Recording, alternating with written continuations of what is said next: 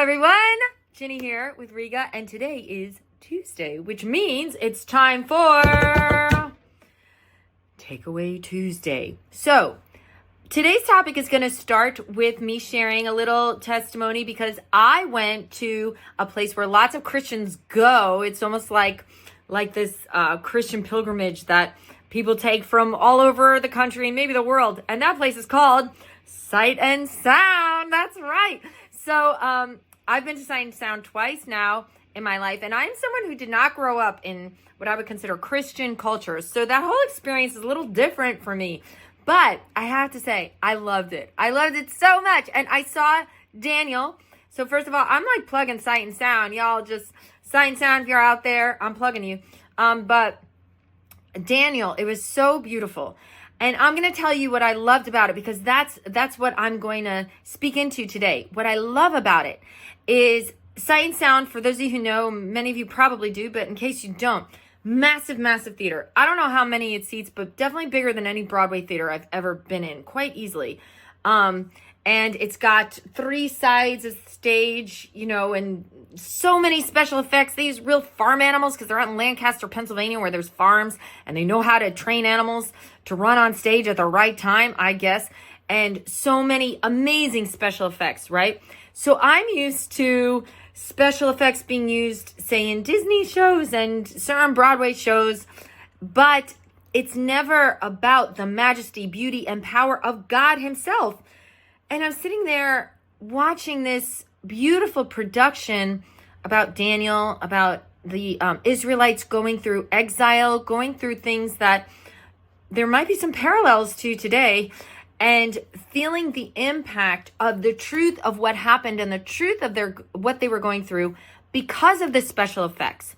It wasn't just a gimmick for gimmick's sake. It wasn't just to make you go, ooh, ah, and it wasn't for this term that I even hear a lot of Christians say that I can't stand, but it wasn't this magical experience.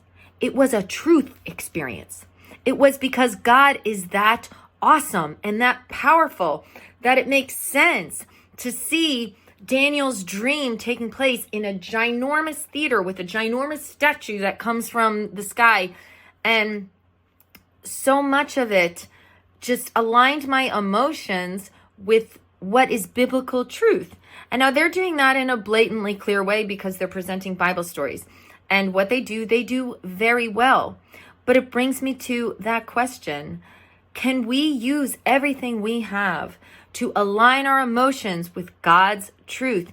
This is the gift and the opportunity we have as artists, is to take everything we're doing and get our emotions, aligned with the truth. Because you can hear a sermon and it's going in your head and you're agreeing and you're saying yes, yes. But until your heart agrees, until your emotions line up, has it really worked its way through your soul?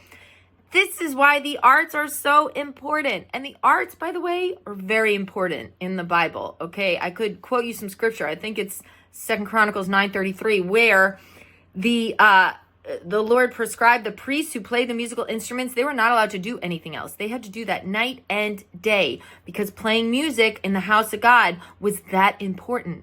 Why? Because music aligns our hearts with the truth. It's not enough to know the truth. We have to feel the truth. We have to believe it. That belief system has to go into the inner core of who we are. That's what the arts can help us with.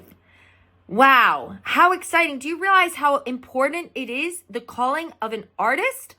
Are we seeing this? Are we seeking God for how we can use our gifts? Even if you're not called to Sight and Sound, even if you're not called to do the quote unquote Christian movies, plays, whatever, if you're not called to Pure Flix, I'm called to the world. But I still want everything I do to help people align their emotions with truth.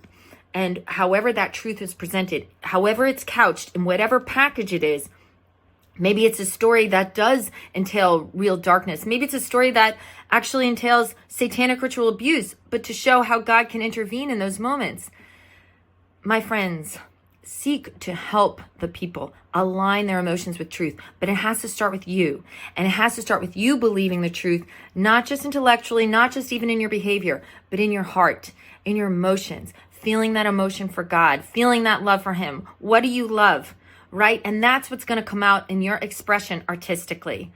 All right, so I hope that gave you something to think about, something to take away. Those are my lessons from Sight and Sound this week. Actually, I had a lot more lessons. So God bless Sight and Sound.